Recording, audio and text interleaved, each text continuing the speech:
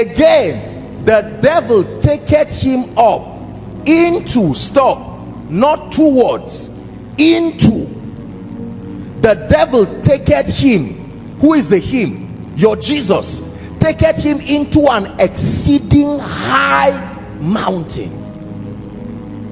And what happened when they got to that mountain? He stood from that mountain and saw the glory of the entire earth. That there is a mountain a man can stand, and from that mountain you can see the glory of the whole earth. This is the mountain that Satan took Jesus. There were many mountains, but he knew only one would be worth tempting Jesus in, and he took Jesus to that mountain. The Bible calls it an exceeding high mountain.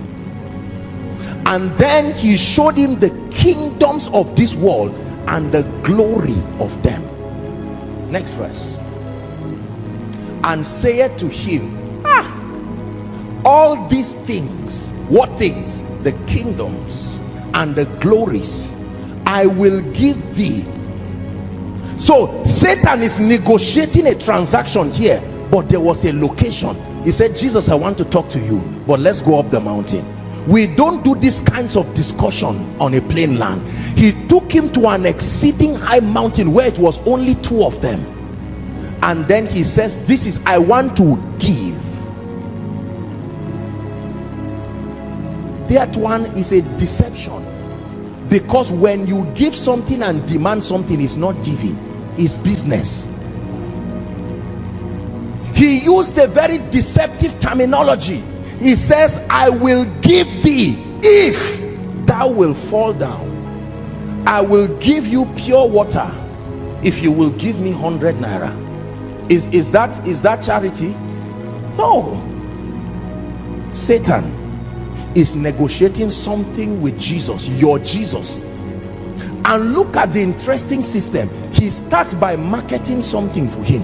He says, before we talk, see first, so that you will believe me. Look at the kingdoms, and then look at their glories, the wealth. And then he says, now that you have seen and are convinced, let us discuss. This is my proposal. I will give you access from this mountain to all these kingdoms. They will be at your beck and call. What I will get in return, listen carefully, is that you will fall down and worship me.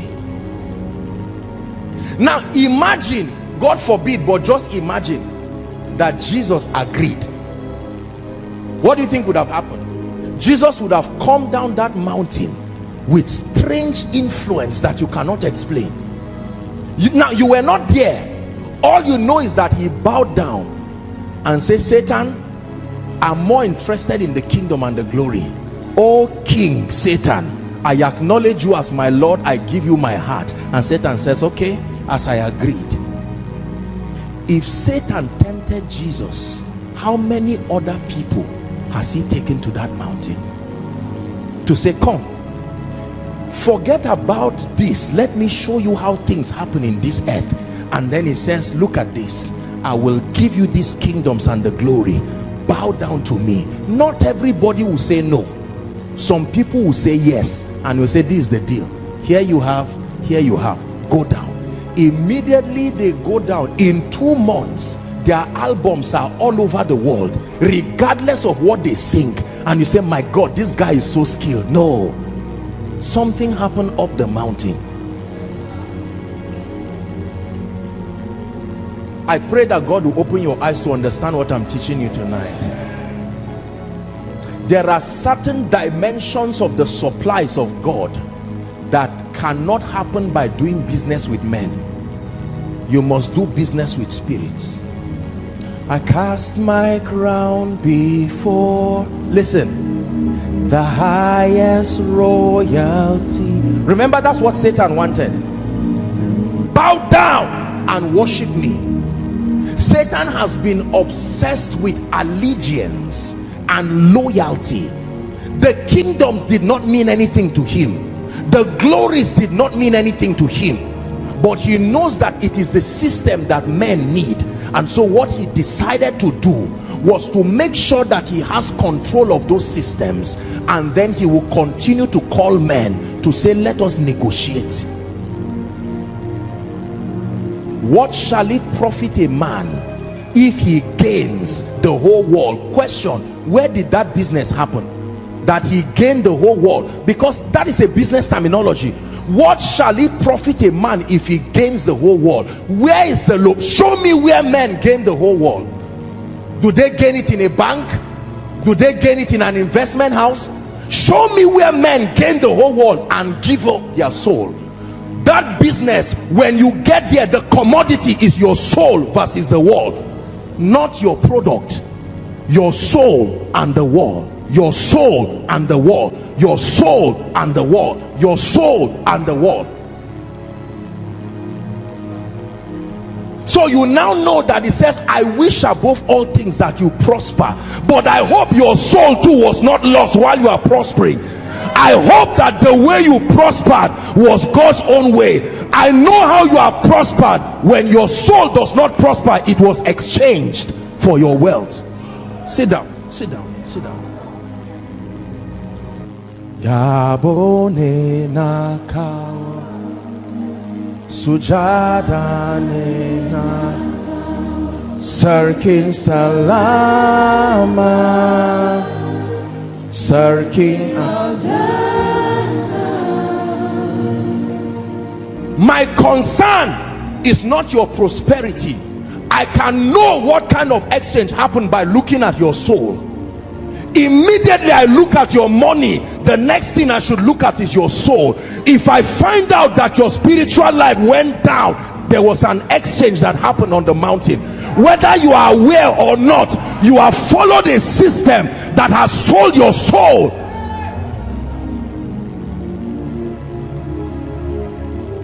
There are many, sit down please. There are many men of God. There are many businessmen.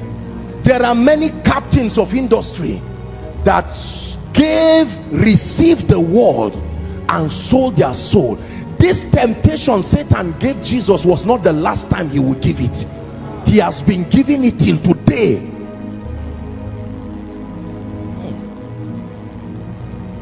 So he says, I wish above all things that you will prosper, but I will know how the prosperity came, not by looking at the money, but looking at your soul. When I see both your soul and your pocket rising, I know where that grace came from. It can't be the devil. The devil will never allow your pocket and your soul to rise at the same time. So I look at your prosperity and then I look at your soul.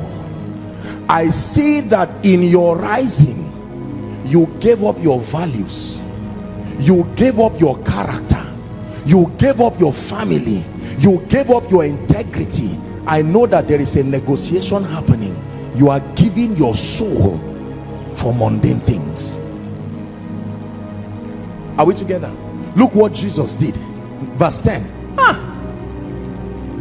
Jesus said, get thee hence, Satan, for it is written, thou shalt worship the Lord thy God, and him only shalt thou serve. What was Satan looking for? Allegiance. Satan does not need money. He does not want money. So apostle, why is it that there is difficulty in meeting our bills at home? Satan knows that men cannot endure hardship indefinitely, so he manipulates the economy and waits for you on that mountain. He knows that when the pain becomes too much and your church cannot build, the pastor will say, I thank God for this, but I prophesy, Sam, bring 1 million. Remember, that's not how he started. But because of the pain, we need money. Generator needs to be fueled fast. And now I'm at a point, we brought a man of God abroad and we cannot pay him. So Sam, bring 1 million, bring 2 million. So I see the church's financing rising, but I look at the soul of the members. So I know that an exchange has happened. The pastor negotiated an exchange. I'm not saying this in a critical way. The greatest dread of Satan is that you prosper while your soul prospers. What then is his gain? Think how annoying it will be for me as a businessman. This is what I'm selling. Look up, please. And then I see you hold both money and my product. Are you getting what I'm saying now? Now you think what that would do to me. My advantage has been ruined. You have shown me I don't need you. That's the statement that this is happening. And so when you can have a prosperous soul and you are empowered economically, are we together? You get up in the morning and say, my children, we are waiting upon the Lord today, yet the increment in the school fees does not affect the prayer because the resources are there. Glory be to God. Satan says, what then is my entry point in this family? Thank you. Is God speaking to someone? What shall it profit a man? Please listen to this message, because I promise you, every one of us, you will climb that mountain. Listen. You may climb that mountain and come back with wood, or you can climb that mountain and come back as a soulless person. That on that mountain, Satan will give you mundane things, and after 30 years of wealth and affluence and increase, you will find out that you are on your way to